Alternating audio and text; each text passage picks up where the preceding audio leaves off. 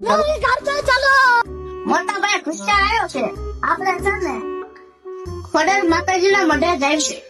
બહુ જાણો ખબર થાય કે દર્શન કરે એને. અરે વાહ, વિચાર તો સારો છે, પણ આજે નહીં, આપણે કાલે જઈશું. કાલે માતાજીના નિવેદ છે ને, એટલે આપણે જવાનું તો છે જ. કાલ તો બહુ ભીડ છે. क्या ये भी मेरी गलती है. એના નિવેદ તો લાંબી લાઈન ઉભું રહેવું પડશે. ત્યારે જઈએ તો શાંતિથી દર્શન થાય.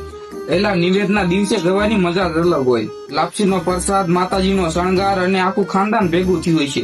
ત્યાં જઈને સેલ્ફી પણ લેવી પડશે ને, દુનિયાને ખબર તો પડે કે આપણે ધાર્મિક છીએ.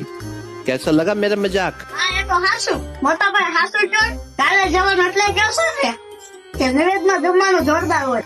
લાપસી ને વડા ખાવા મળશે એટલે જ ને. पता नहीं.